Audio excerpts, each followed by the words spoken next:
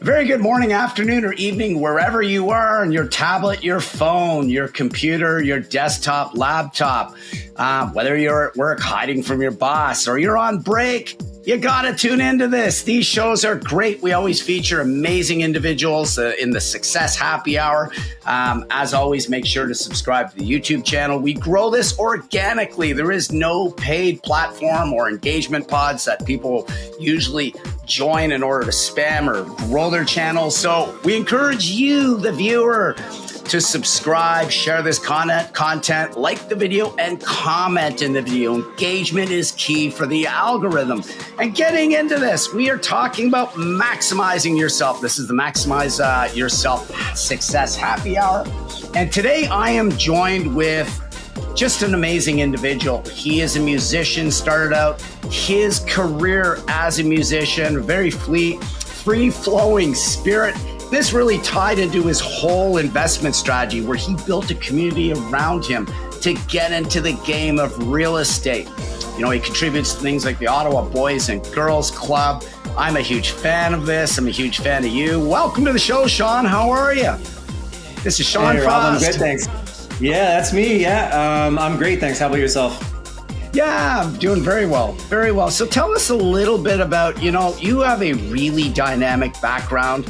How did you get started on this journey? I mean, it's not every day I come across somebody who came from the music industry. I think Greg Campbell, our mutual friends, may be the only other one that made the transition from music into realty. So just talk about your personal journey, what got you started, what motivates you, and how important, and I really believe this, we talked about this, more precious than money. I mean, obviously your time is the most precious asset, but you dedicate a lot of your time to building a community around you. And I think this is just tremendous. Yeah, well, thanks for the kind words there. So yeah, that's exactly what it is. So I started out in high school, always been a big music guy. My dad's in the music industry. He was a singer. His best friend was a sound man. So I was very fortunate growing up to have opportunities to kind of do mini tours, jump in backstages and dinner sessions and stuff with different bands and groups growing up, and really got a taste for the music industry and quickly learned that's what I felt like I was destined for. Started producing when I was in my late teens, basically at the end of high school. Wow. Did it through university, made some money, did okay. Kind of jumped around a couple places, working, had a studio, all that fun stuff, chasing the dream. But then of course, it didn't pan out to what I needed it to be as coming into adulthood. So I don't want to say I grew up, but I kind of felt it was time to make a change at that point. Got into other jobs, and ended up finding real estate. And I had a mutual friend, a friend of mine, that kind of got me into the real estate side. Told me that it was something that I was going to really enjoy and probably thrive at. Had some interest in it, so jumped in. And then the other draw for that is because the studio that I had built was at my mom's house at the time. It was in the basement. And my mom had met somebody new and she was leaving. So she was going to sell the place. Wow, and I was so attached to the studio that I was like, no, I can't let you let it go. So I had to figure it out to how I could acquire this property. And it was the first property I ever purchased, which I still own.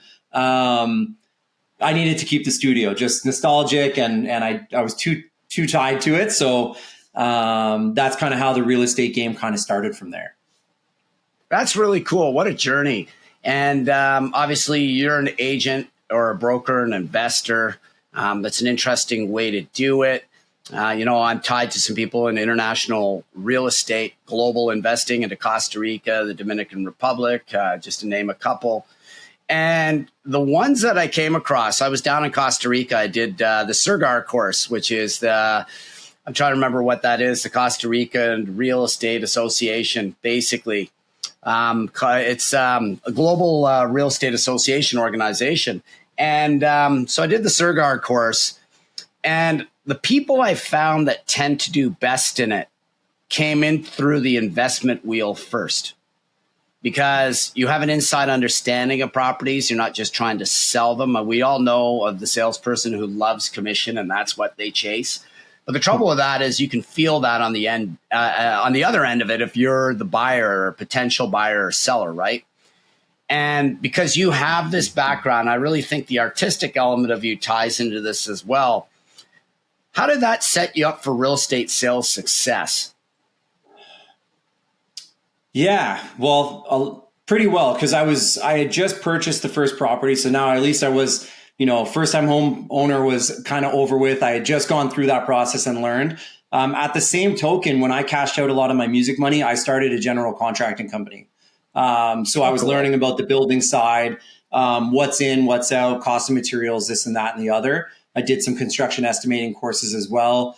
So I used kind of the construction knowledge with now I can't even say at the time I was an investor. I literally just bought my own personal property that I was living in, but I at least learned the process and quickly got a feel for like, okay, like there's money to be made here. And two, like this is kind of I'm not a 9-to-5 guy. So like a sit in an office kind of guy. So I was like, man, this could be something I could use, kind of the investment side and then the construction side, which now I own 2 Tarion custom home building companies as well. Wow. Partnered with 2 of them.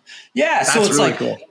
Now I can use all these elements to like actually bring value, not only to my own endeavors, but like now with my clients as a broker, buyers, sellers, investors, whatnot, actually bring something to the table where it's like, hey, I tried this, it didn't work, or I tried this and it did work, or have you ever thought about this, or this is what I'm seeing in the field, or this is how much this is costing, or these are the type of moves that I'm seeing on the investment side that are working, and like really just bringing the value out to the client so that, again, like you said, they're not feeling like I'm trying to get paid. Like I'm not trying to collect a commission check at the end of the day. That comes with the service, right? I'm just trying to be me and like build that relationship. And it's all about the relationship because one, for the future deals, of course, but then it just doesn't feel like work. So then you're just enjoying every day. That's the whole point, right? We're here for a short, finite amount of time. Like you got to be waking up happy. You got to be going to bed happy. You have to enjoy every day. And I'm a absolute firm believer in that.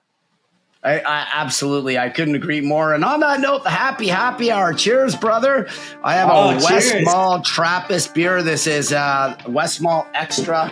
This is a Belgian pale ale. It's light but full of flavor. It's about 4.8% alcohol. This is just delicious. Little subtle spice notes in this. Belgians always use specific glasses, and this is a chalice. Westmalle's a Trappist monastery monk beer. There's only 12 active. There were 13. A shell got absorbed in 2021 by Westmalle. You have to have active monks living within the monastery brewing the beer to classify it as Trappist beer. These are highly sought after designated region beer. And talking about community, we talked about this in the green room. Why community is so important? Think about sacrificing everything material in your life to support the community around you. And this has been going on for at least 2,000 years, from the Benedictine to the Cistercian to the Trappist monk order. It's crazy. And what do you have in your hand, my friend? I've got an old fashioned here. So, plain and simple, original, but it is definitely my cocktail of choice. Nice. Yeah. So throw in some different bourbon, but yeah, it's I've got a little bar set up in the office, and to celebrate a win, whether it's a deal or a good day, it doesn't really matter. Just pour a nice little old fashioned at night and kick back and reflect and get excited for the next day. Hey man, that's awesome. And the old fashioned has an interesting history. James E. Pepper around Louisville, Kentucky in the early 18th century in the Bourbon District came up with this, a bartender, and created the old fashioned. And from there, it just grew wildly popular. And the name is derived from calling it the old fashioned because a pile of cocktailing really started to take off around in the 19th century onwards. And everything that came after it subsequently, they looked at as new school. So they called this drink the old fashioned. And it really has made a massive resurgence. I mean, the last 10 years, especially here in Canada, I think, man, it must be one of every 5 people seem to drink an old fashioned when you're out. And it is delicious, right? With a bit of the bitters. Usually got some muddled cherry in there often. You have the orange simple syrup if you're going to do it right, and that is basically, ladies and gentlemen, half hot water, half sugar. And what I do is I chop oranges up, squeeze the juices in them, but then throw the whole oranges in there and let it just stew and simmer for at least half an hour as it cools down and everything gets absorbed. And of course, I think you have Blanton's in there. Is that what you were saying? The specific this one, yeah, I do have a distillery? little bit of Blanton's in here, and I have a candied orange, bit of a candied orange peel. I've got my 2 cherries in there and one nice big ice cube. So, and then of course the bitters. So yeah, we're rocking. Well, cheers to you, brother. Much love. Cheers, Rob. Likewise, yeah, man. Thank you for being on this. this. Absolutely. And so, talk about community. You have an amazing approach to business. You have an amazing approach, I think, just to life and how you take off with your endeavors. I'm learning from you just having the conversation. And the viewers out there, you're going to tap into what Sean has to say here, because community is so important, like the give back. And just talk about how communities helped you and how you leverage it to envelop around what you do professionally to help carry you as well. Because I just look at this as a whole complete system, and it's really, really smart. Well, I appreciate that. Yeah. So it's how I work. So my big thing is, of course I put money into some marketing, like social media and all that stuff for the businesses. But rather than doing some more conventional methods of marketing, which of course are proven methods, they work, I really like to use a lot of the, I don't even want to say excess, it's not, but like a lot of my budget for what I would be using for marketing and put it back into the community because it fuels me in so many different ways. On the selfish side, it makes me feel good, right? Which makes me, want to do more, work harder, be more consistent, be relentless, all that stuff, because I know that I'm making a difference and I'm helping people out. Coming from that, that side as a kid, growing up that way, there were programs and stuff, but I don't even want to say maybe there weren't avenues that were as cool or whatnot. So I want to be that voice. I want to be that guy that can if I'm climbing over the wall, I want to reach back and put my arm down and be able to lift as many people up over the wall as I can. It's awesome. And if it's going to require a little bit of money to do that, that's fine. But then I can work a program with it to actually do something about it. So making people feel good makes me feel good, makes me want to be better, push harder, work harder. The rest of the business stuff comes with that. But then as well, it gets your name out, which is the same way that a regular marketing plan does, right?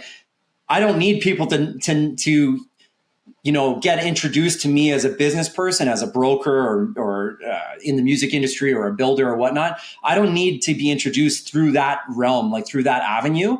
I just need to get introduced and have somebody maybe intrigued or interested as yo, what's this guy about? And then they're like, oh, smokes, this guy does this, this, and this. I should reach out to this guy, or so-and-so needs to sell their house. They should reach out to this guy because I just watched this campaign that he put on, or I watched a podcast he guested on or whatever. And I'm getting more of a backstory. I wouldn't mind chatting with this guy or maybe be friends with this guy or whatever. And that's the whole point is we're helping people and we're also helping ourselves at the same time. And then selfishly, you're feeling really good about it. Well, those are all amazing things. There's no drawback. Yeah, and it's a big reason why I developed this show. You tie into that. It's a budding channel. And we all know, YouTube, you do it right. It's a slow grind to build the channel. It just comes over time. But it's not about that. For me, it's about building the community around it and talking about how people, or talking with successful people about how they did it, how they put together their roadmap and their vision. Because I think it's the insights that are most precious. And, that's my gift back to community. And I really believe you have to focus almost maybe 75% of your efforts into the community around you, directly or indirectly. And I really believe that. It's like the iceberg, right? People only see what we do on the top part, and they see, okay, well, Sean, you're a realtor, property investor, and you're a musician. They look at me and they say, okay, you're a mixologist, sommelier, casual global real estate agent, these kind of things. Casual, they don't see until they look into it, and it's our job to magnify it. And I think we do a pretty good job of it, is to step up and out and just showcase people and help people and just showcase other people their talents, their endeavors. In your case, you uplift a lot of underprivileged children. You work with, I think that is just amazing with the Ottawa Boys and Girls Club. And giving back is just vital. Yeah, 100%. For me though, like, and to make it clear, like I did have to get to a position where I could circle back and do that. Right. It's absolutely. It's very much like the oxygen mask on an airplane. Like you have to make sure that your oxygen mask is on first before you can help others. So I made sure like I was at a point where like, I'm good. My family's good. Now I can circle back and make an honest effort and I won't do anything half-assed. So the whole partnership with Atletico Ottawa, that's where the game changed for me, because I was really able to center my partnership with this professional football club or soccer club. The whole partnership is geared around community. So that's why we do the Boys and Girls Club games. I did the home opener partnership last year, in part with Chio. We raised a boatload of money. I was able to make a separate donation on the side to Chio. Behind the scenes, like nothing was publicized. Nothing's like in the papers, people taking my picture saying this happened, this one. Like, it's not about that, right? It's about, we're making moves. We're doing a lot of good for the community. We have a program. We're helping people. The messages, and it's not adoration, but it's just the messages. And like, they just reinforce like, man, like we're doing something here. Let's keep pushing. And like, how do we keep pushing and how do we keep making it bigger? Well, to do that, it's easy with the platforms, but it all costs money. So then you're like, okay, well now I have to make sure that I have to step it up, which means I got to step it up on the actual sales side and the business side to be able to do something bigger and better. Whether that results into more business, are we allowed to swear on this? Like, yeah, absolutely. I don't fucking care if it gets more business. It doesn't matter. That's not what it's about. Because I'm good. Goal. I know my limits and I know what I can do. I'm going to be good forever. So now it's like, how can I want to leave a legacy? And that's kind of what it is now, is through community. That's my like end game, is like, how can I leave something that I'll be remembered, like my son will remember me for, and maybe more is the dream, is like, man, this guy really tried to do it. That's awesome. Sorry about the bings there. Somebody was trying to message me earlier. I think, it's all good. A busy life. That's what happens. But yeah, I mean, legacy is key. And what I really love is how you're impacting this through sports. That's another amazing outlet. I'm a big avid fan of sports, a participant of sports. It's just in my lifetime. And it's just, what a great way to bond. I mean, especially team sports, because you got to work together, whether you're on a volleyball court, beach, or actual hard court surface. You're on a soccer, or what really is football, a football field, American football field, basketball, hockey. All these things bring people together to bond. And for you to leverage, you got yourself in a position where you're financially you're good. To leverage after that, to take your time, is certainly a gift most don't do. And the value of it is immense. I think, have you ever thought of how many lives you have impacted, young lives, doing this in such a good, positive way? No, not really. To be honest, no. Just because we just keep pushing forward and like doing, kind of trying to do bigger and better. Right. And the messages and stuff comes in and that's amazing. And it helps for the motivation. But yeah, it's always like it's like, I just look at it as like, that's the step to get to the next step. And I'm enjoying the process. Like, I'm just enjoying the journey.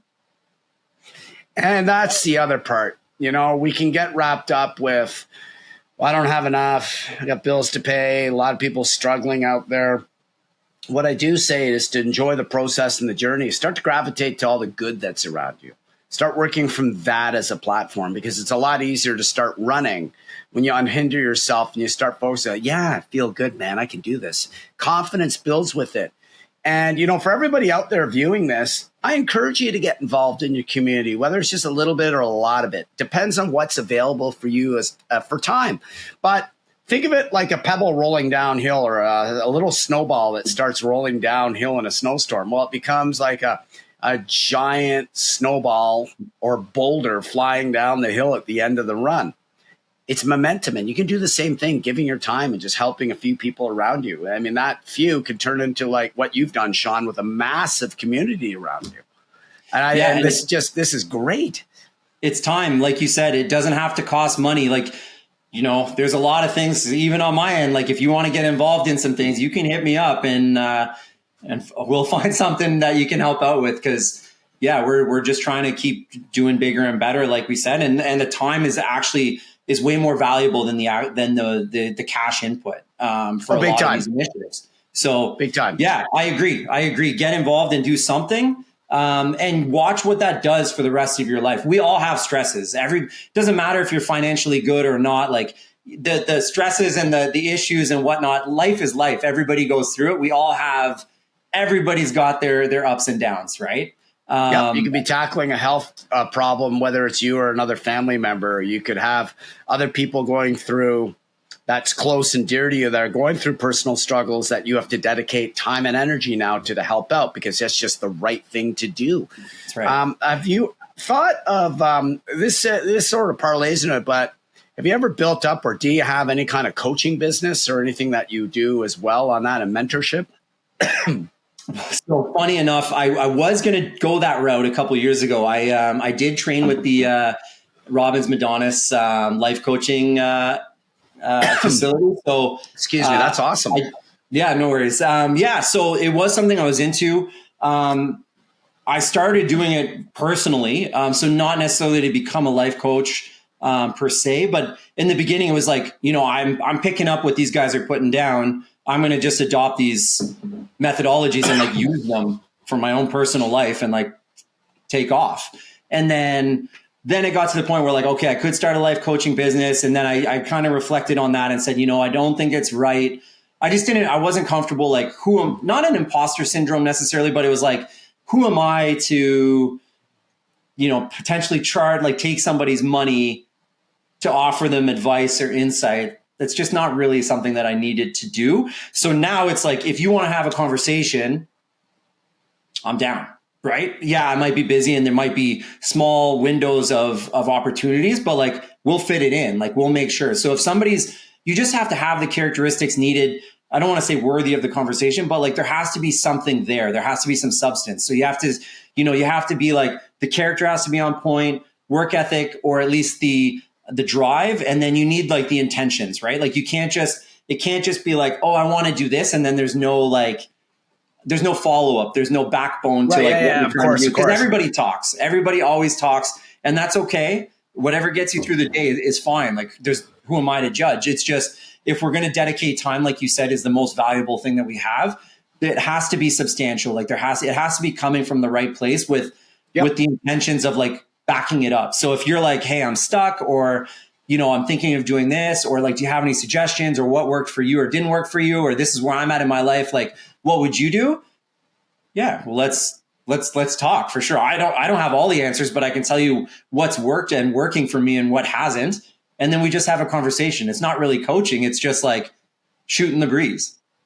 Yeah. And people have to have the want to do it. I mean, a lot of cases, people just need a bit of a blueprint or a roadmap or some mentorship to be carried. I mean, I find myself in that predicament sometimes when trying something new. It's like, you're swimming in circles, but it's not without effort and focus and willingness to work hard. And that's the key. Like if somebody's willing to grind out, they've got 2 or 3 side gigs going and they're always working the hustle.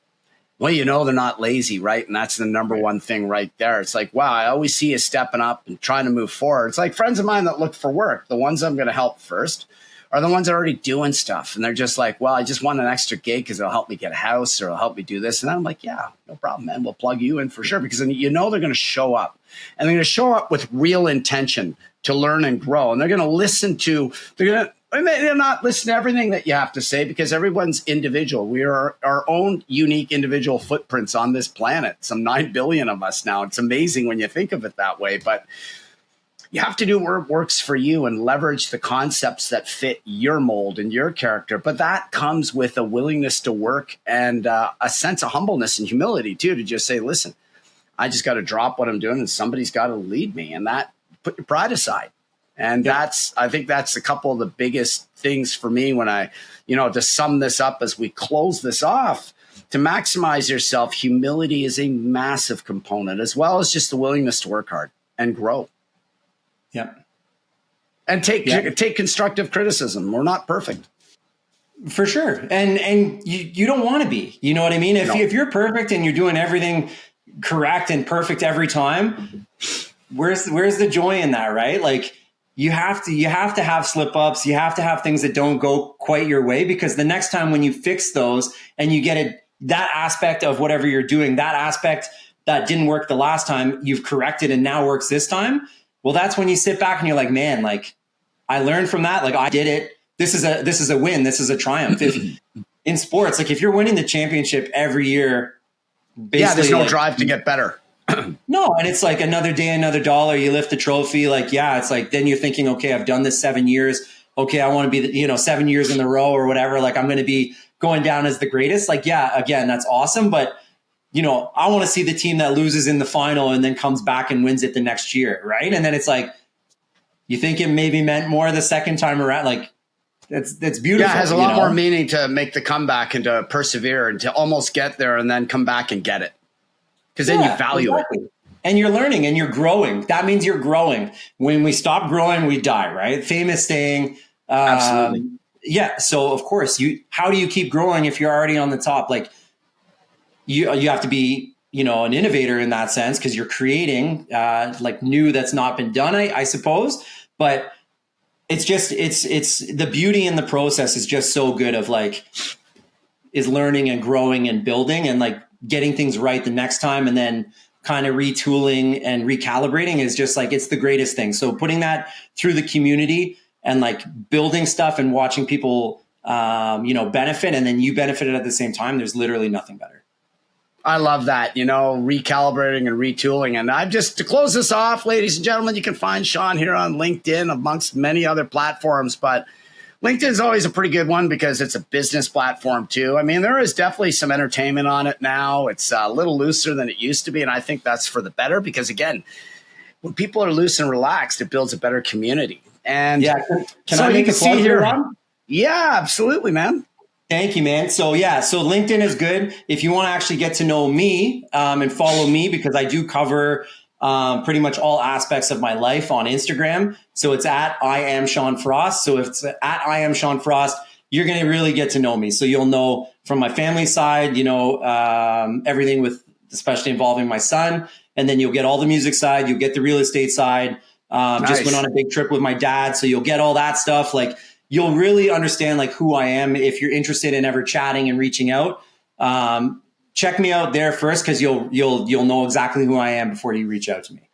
I never thought of it that way. Instagram's something I loosely use. Maybe there's 1,100 followers. It's a pretty small part of it, but it's true. That is where we actually put the stuff. We're in the football stadium in England watching a game, or doing the tour with your dad, or we're on a beach. And then there's the bit of the business end that pops up, but then you could be at the gym and talking about wellness. It's a whole rounded approach to seeing what you're really about. And wow, that's great. So we're definitely going to have that in the show notes, and I'll have the show notes, how to contact you as well. Awesome. You've been a delightful guest. Listen, we're going to wrap this up. Ladies and gentlemen, make sure to connect with Sean. Find him on Instagram, LinkedIn. I think these are two great platforms. And just reach out and have a conversation. That's where the beauty of everything starts. If you want to reach out to somebody, do it altruistically and just say, hey man, how are you? It'd be great to meet you, or have a 5-minute chat on Zoom over coffee with you just to connect to see if we jive. That is how everything starts. That's how we started. So whatever you decide to do, it is. Whatever you decide to do, ladies and gentlemen, this is Rob and Sean from the Terrific Day. Rob and Sean from the Drunken Great. Have a terrific day. Bye for now.